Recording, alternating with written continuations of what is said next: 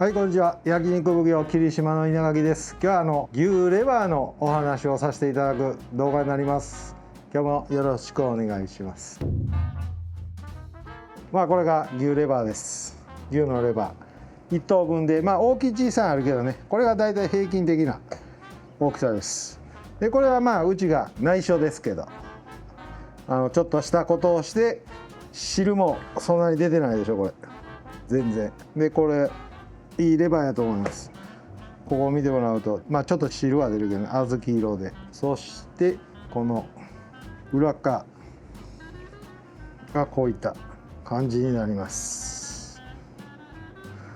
今生レバーというのは禁止になっておりますので、生レバーではうちの方でも提供はしておりません。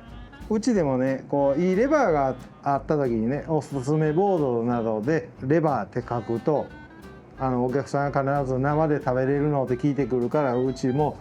してないです今はね。おすすめボードとかにも表示もしてません。生レバーとしてね、疑問に思う点が昔からいっぱいあります。僕が焼肉店した時は生レバーまだ食べれたので、今ほどはね言われることもないと思いますけれども、最初にその保健所に行った時とかでも新鮮なレバーは生レバーとして提供しないでくださいって言われた覚えがあります。でそれはなぜって聞くと、菌も新鮮やからその新しい生レバーは生では出さないでくださいと昔言われたことがあります。それともう一つは、僕はその人と親しいわけでも何でもないんですけれども、ある焼肉店でね、行列ができるぐらいのすごい入ってるお店のとこでね、そのレバーを冷蔵庫の中に10日ぐらいかな、10日ぐらい冷蔵庫の中に入れておいてから、その当時やったで生レバーやったり焼きレバーとして出されるお店があったので、冷蔵庫とかでもね開け閉めしないような冷蔵庫やったと思いますけれども、そこへ入れて生レバーとして提供してあったお店もあります。でその方に曰く、新鮮っていうよりもちょっと熟した方のが生レバーは美味しいと。せやけどその中で新鮮なレバーはお腹痛くならんからとかね、せやけどそこのお店も長いことやってて、そうやって熟成してから生レバーとして出してた時もあるから、定義っていうのは僕には分からんよね、どれが本当なのかっていうのは。こういうのはすぐに劣化が早いというか、切ったりするとね悪くなるっていうのはなると思うんですよ。だけど昔前も YouTube でしたかも分かりませんが、動画でもしたかも分かりませんが、輸入物のレバーをね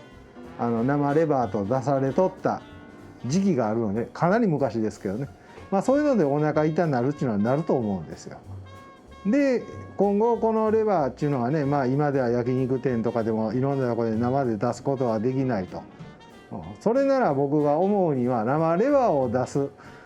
ようにするにはどうしたらいいかって僕なりの思っとったことがあってね、今何でもすごい発達してるじゃないですか。だからこの生レバーを切って皿にのして、リトマス紙みたいな紙があって、それを極端に言うたらね、白の紙をパッとそこにつけたとしたら、紫色やったらあかんとかね、逆に薄い紫やったら食べれるとかね、そういうのを開発してくれたら、今後生レバーっていうのは食べれるんじゃないかなって僕は思うんやけどね。だって今いろんな検査するのに、そういったこの液を入れるとあかんとかね、だからそういうのがそういう紙があって、そのレバーの上に貼り付けて、でその紙が薄い紫やったりね、めちゃめちゃ真紫、濃い紫やったら食べれやんとか、そういうのを作ってもええんちゃうかなって僕は思うんやけどね。そうすると皆さん生レバーが食べれる時期が来るんじゃないかなとか僕は思う。せやけどやっぱりそのレバーがもしですよ、この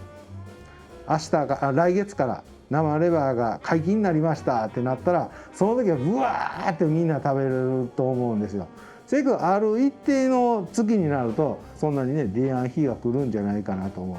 ただ食べれやんっていうとね面白いもんで、食べたいってなるから、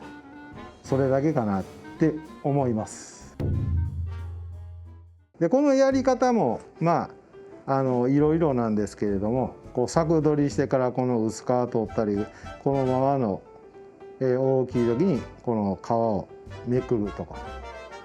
で、ここの中に血管がすごい入り組んどるから、これを全部取っていけっていうのはなかなか難しいと思います。内臓って全然ハラミとタンはしとるけどさ、後のもんってしたことないやんか。ただその入ってくるさ曜日が撮影する時と上手にうまいこといかんでさしてないだけで、これは硬い筋みたいなとこ最初に僕が取れるとこはもう取ってしまうという。こちらかこの辺はねまだ、食べやすいっていうか、筋っていうのは筋か血管みたいなのがね入ってない、ここがみんな一番牛レバーの中でも昔でもね好まれる場所になります。この辺まだこう入ってとるけどね、こうやってこう指入れると分かりやすい。でこの血管みたいなこの皮みたいなこれが硬いから、ここもね食べれやんっていうか、硬い。焼きでやったらまだ食べれるけど筋っぽくなる。でこの色合い、カメラで撮るとねちょっと色が変わるとは思うんやけど、基本的に僕らがよく言われてたのが小豆色が一番いいと。せやけどこれは選べないので、小豆色くれと言うたところでそれは無理やと思う。たまたま内臓セットできたやつがこういったいいやつやったらね最高やし、その中でも黄土色やったり薄い色やったり、そういうのは僕らも昔肉屋さんで卸しとって、その店に持っていくとよう怒られよった。こんなレバー持ってきやがってって。だけどそれは仕方がない。でそれをね業者さんに怒って言うてもそれは無理やと思う。こういった内臓系は業者さんが強いから、それなら買わないでくださいって言われると思う。この皮の剥き方というのはその人によってもみんなレバーのその使い方が違うから、一概にはこうとは僕も言い切りやんねえけど、こういった作取りをしてから、ここからこの上の部分は僕ちょっとここは削ったけど、こっちからは血管が多かったりするので焼き剤に回すと。そしてこっちがこの上側ね、これで言うたらこっちの上側、ここは全体的にそういう筋張ったとこあんま少ないんやけど、この上側が割に今は焼きレバーとして皆さん出されてると思うんですよ。インスタやねTikTok などでこういったレバーを見せていくという皆さんやり方をされておりますが、それには理由があるんですよ。これ俺はあんましたことないな。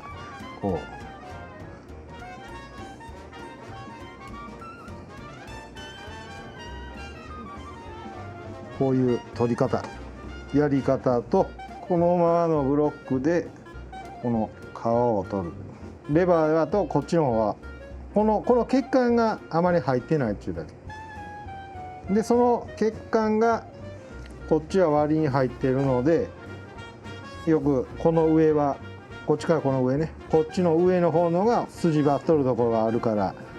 美味しくないと。でこっからこの下の方のがそういった血管が少ないのでね、下の方のが美味しいと。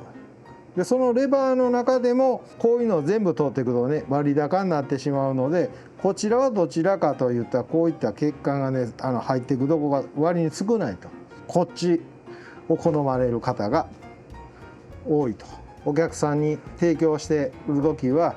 こっち側だけを売っていくっていうやり方をすると、こっちがお客さんは嫌がるとこやから、こういうふうな半分の割り方。それがこっちの半分でもこっちに血管がよくついとるから嫌がるお客さんが多かっ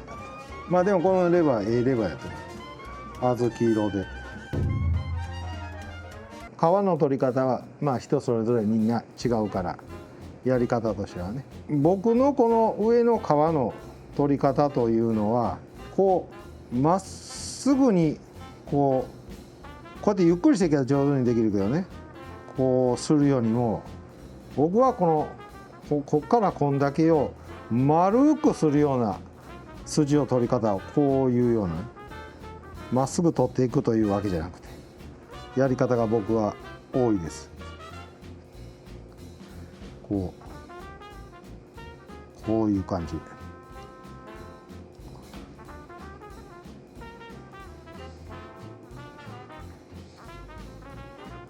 で最後はねどうしてもちょっと身がつく。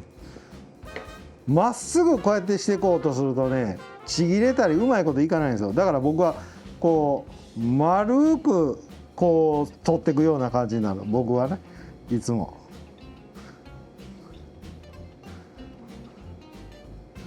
このまままっすぐね上手にされる方も見えるけど、僕はこうどっちかとこっち向いていくような感じ。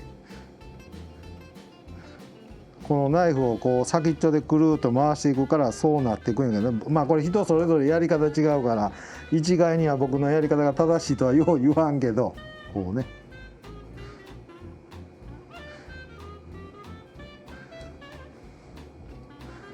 せやけどこれ綺麗に上手にね取れるやつもあれば、このレバーによって違う。僕らでもこうなんちゅうの綺麗に取るやつもある。これレバーによっても違う。まあ肉と同じ、レバーやとこうやって取りやすい。以上です。今日は牛レバーのご紹介お話をさせていただいた動画になります。まあ普段はうちの方は内臓ってあまり YouTube とかしてないんですけれども、まあ入ってくる曜日とね撮影する時とかのあれでなかなか噛み合わない時が多いので、内臓が入ってきた時は僕もすぐに処理するもので、今回このレバーはね YouTube に撮ろうかなと思って血が出ないようにちょっと技としてご紹介をさせていただきました。タイミングがある時はね YouTube の方でうちの内臓のフルセットの僕のやり方というのをご紹介したいと思います。でたまにインスタとかではね倍速ですけどやってます。またご覧ください。今日はレバーのお話になりました。どうもありがとうございます。株式会社稲垣では LINE 公式アカウントの方で、お肉の卸販売を行っております。まずは、LINE のお友達追加の方よろしくお願いします。なぜああいうことをするかという、それは今ここでは教えれませんが、ちょっと残った。